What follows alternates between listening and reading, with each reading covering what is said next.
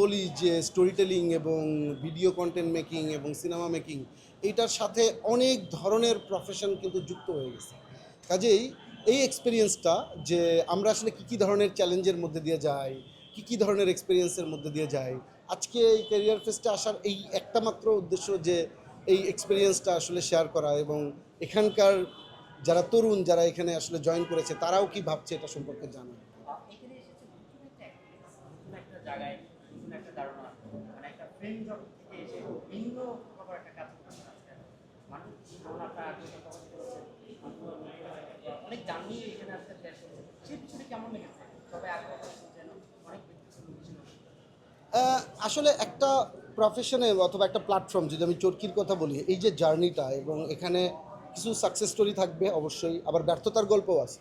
তো এটা আমার নিজের জীবনেও কিন্তু হ্যাঁ যে অনেক ব্যর্থতার গল্প আছে। তো ব্যর্থতা থেকে কি হয়, আমরা আসলে শিখি যাতে পরবর্তীতে ভালো করা যায় এবং কোনো একটা যদি সফলতা আসে ওইটাকে কীভাবে আরও রেপ্লিকেট করতে পারি এই জিনিসগুলো।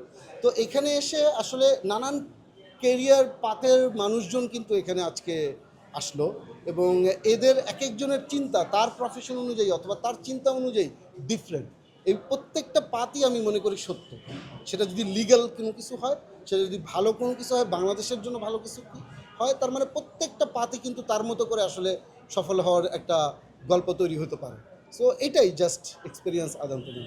আমি একটু জানতে চাচ্ছিলাম আপনার কাজ নিয়ে, আসলে সামনে কি কাজ নিয়ে এখন ব্যস্ত সময় পার করছেন, এই বিষয়টা একটু জানতে চাচ্ছিলাম।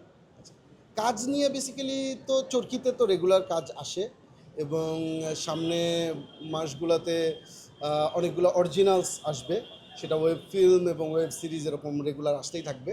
এবং আমরা এই মুহূর্তে আসলে নেক্সট ইয়ারের কন্টেন্টগুলো রেডি করছি জানুয়ারি থেকে ডিসেম্বর পর্যন্ত। তো কারণ অনেকগুলো চড়াই উতরাই তো গেছে, কিন্তু নেক্সট ইয়ার খুবই ইম্পর্টেন্ট বাংলাদেশের কন্টেন্ট ইন্ডাস্ট্রির জন্য। তো আমরা যে ধরনের প্রোগ্রাম ডিজাইন করছি আমার কাছে মনে হয় দর্শকের ভালো লাগবে, ওগুলো নিয়েই কাজ করছি প্রস্তুতি। আর নিজের কাজ দম সিনেমার পরে এখন নতুন গল্প নিয়ে ভাবছি। তো অবশ্যই এখন সামনে আরেকটু যখন নিজে কনফিডেন্ট হব তারপরে সবার সামনে ডিক্লেয়ার করব। ভাই আরেকটা জিনিস জানতে চাচ্ছিলাম, সেটা হচ্ছে যে অনেকেই বলছে যে এখন বিভিন্ন ইভেন্টে আপনাকে এবং নাজিফা তুষিকে একসঙ্গে দেখা যায়। তো আপনাদের সামনে কি একসঙ্গে কোনো ভালো কাজ আমরা দর্শক দেখতে পারবে, এরকম কোনো সম্ভাবনা কি আছে? না, এখন আমরা একই ইন্ডাস্ট্রিতে কাজ করি, আমাদের আর্টিস্ট, ডিরেক্টর, রাইটার সবার সাথে তো বিভিন্ন জায়গায় আমাদের দেখা হবে এবং আমাদের কাজের ক্ষেত্র তো একই জায়গায়। এটা তো গল্পের উপরে ডিপেন্ড করে যে কার সাথে কে কাজ করবে। তো চরকির সাথে সব আর্টিস্টই বাংলাদেশের কাজ করেন, ভালো ভালো আর্টিস্ট কাজ করেন, আমি তাদের প্রতি কৃতজ্ঞ।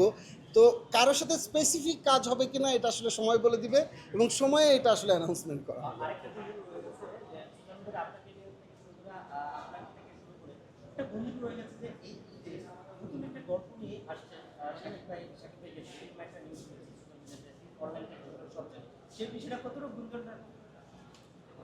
না, আমরা কোনো কিছু অফিসিয়াল অ্যানাউন্সমেন্ট করা পর্যন্ত চরকি দেখবেন যে যখনই প্রত্যেকটা জিনিস আসলে কনফার্ম হয় যে আমরা এই প্রজেক্টটা করছি অথবা এই প্রজেক্টটা অলরেডি কাজ শুরু হয়ে যায়, আমরা অফিসিয়াল অ্যানাউন্সমেন্টটা ঠিক তখন দিই যখন আমরা আসলে ম্যাচিউর একটা স্টেজে থাকি।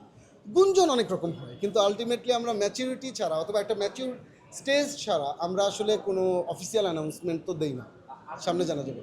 আপনার নিজে দল নিয়ে কাজ করার পরে অনেক দর্শকের প্রশংসা করেছেন পরবর্তী প্রজেক্টটা নিয়ে আসছেন আপনার নিশ্চয়ই নিশো তো খুবই ডেডিকেটেড আর্টিস্ট এবং আমার সাথে দমের এক্সপিরিয়েন্স, তার সাথে আমার ব্রিলিয়ান্ট, এত কষ্ট করে এত ডেডিকেশন দিয়ে একটা আর্টিস্ট কাজ করতে পারে, আমি খুবই খুবই ভালো লাগে। এবং অবশ্যই এরকম গুণী আর্টিস্টের সাথে রেগুলার কাজ করতে পারাটা একটা বড় ব্যাপার।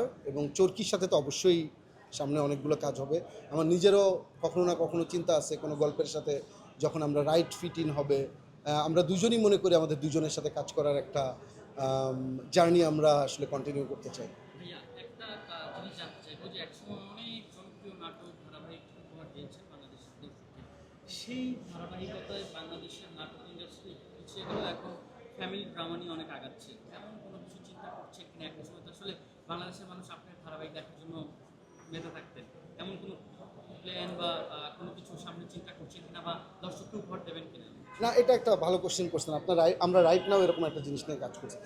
ডেফিনেটলি আমি মনে করি ফ্যামিলি অডিয়েন্স কিন্তু বাংলাদেশের কোর অডিয়েন্স। এবং আমি আর ফামি যখন হাউসফুল করতাম, পরবর্তীতে এখানে করতাম, আমার সবচেয়ে মানে ভালোবাসার দর্শকের আসলে সেগমেন্ট যদি করি সেটা ফ্যামিলি অডিয়েন্স, এবং এই অডিয়েন্সটা আমাকে আসলে অনেক ভালোবাসা দিয়েছে, অনেক ইন্সপায়ার করেছে, এবং এখন নানান ধরনের কন্টেন্ট হয়, কিন্তু ফ্যামিলির যে কন্টেন্টের চাহিদা ফ্যামিলি অডিয়েন্সের, সেটা কিন্তু সারা জীবনই এটা অব্যাহত থাকে। এবং চরকিতেও আমরা একটা ফ্যামিলি সিরিজ ডিজাইন করেছি, এটা সামনে অলরেডি স্ক্রিপ্টিং শেষের দিকে, এটা আমরা সামনে প্রোডাকশনে যাব। আশা করি দর্শক খুবই ইন্টারেস্টিং কিছু পেতে যাচ্ছে।